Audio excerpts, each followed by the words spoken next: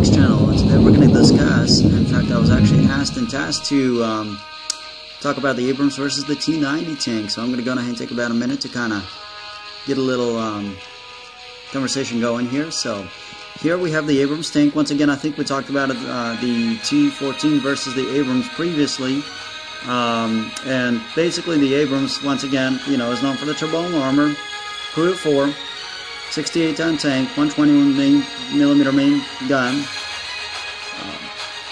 You know, has served us since at least the late 80s, and has served in the Persian Gulf, and served us quite well. In fact, in Iraq and Afghanistan, the whole 9 yards. The problem with Iraq is that there's a lot of, it's just not a place you want to send your tanks to. So that means that you would be, you know, sending them across into cities where there are multiple levels. Anyway, I'm good. What I'd like to do is do a little quick comparison to, you know, to the T-90, and try to give it as unbiased as possible. But alright, so here's the stats. So basically this thing, once again, can go up to a little over 50 miles per hour. Has a 120mm main gun, has at least 3 main tops of rounds, which we have the heat, explosive, and your saber round, among a few others. I'm sure that not about, you know, probably not allowed to be discussed. It is it was primarily stationed where a lot of the tank trainers were doing their training in Fort Knox. It is now in other bases, so you're no longer going there to train for armor warfare. But this tank has served us pretty proudly, and still continues to do so today. Now this is called the Tusk version, which means that the 50 caliber on the top is actually operated from the inside, protecting the tank commander, the most essential crew member of the whole entire department. So if he's protected, you're good to go. You still have your 240 Bravo that the guy has to step outside, but he does have some level of protection. So there you go, there's the Abrams, and we will have a look at the T-90. We're going to have a quick look at the T-90 in comparison to the Abrams. Alright, so here's the Russian tank. A lot lighter, as you can see, a lot smaller, which means a smaller target. It was designed back way in the 60s. Well, the principle of the T-72 chassis, which actually the Russians have made two along the side of each other, one another.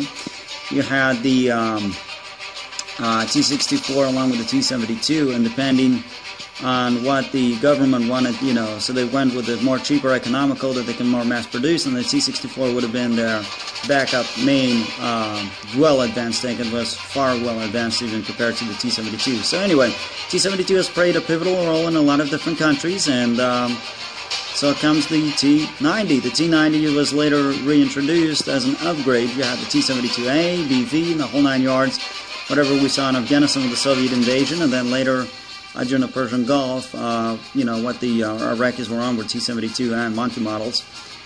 This is nothing like that. This is a T-90. You have the T-90A, which was the first one that came out. This is the T-90S. This is what the Russian standard tank, main battle tank. It's alongside the T-80U, which the Russians have slowly but surely been pulling off. What makes this tank is quite impressive is the fact that it has a multitude amount of defensive armaments. Number one, grenade dispensers, just like the Abrams. It has the arena, which means that it is able to see an incoming RPG or anything and then deflect it. And then you have the Stora, which the Abrams utilizes a laser guided tracker. Well, if you have a gunner that's looking at this tank and sees that the laser guided tracker is beaming at it, it will reflect the Stora right back and actually blind the gunner on the Abrams tank. So that's a huge advantage for the Russians. The other thing would be the 125mm main gun. It's a much bigger gun, and I would give it, you know, that would be about the only thing, except the fact that it can fire missiles at much longer ranges. So you have a lighter, smaller, faster tank that has greater range. You know, the armament, or the armor, as far as the armor is concerned, I'd say it's about on par, just only because of the defensive armament. If you were just to compare the armor itself, trombone definitely wins, but when you consider the defensive armaments that this tank has, it definitely equates. So it really comes down to the tank crew, the tank training, and, you know, what country is driving it. So from what I understand, the Russians are elite, and they're kind of like the British, the French, the German, and the American. They're all in the same, or the Israelis for that matter. They're all in the same elite group of tankers, and they've been doing it since World War II, and they've learned quite the hard way. So Well, that's my little spiel about the T-90. So if you guys do go on ahead and have a debate, let's just do it professionally. And thank you for watching. Y'all have a great day.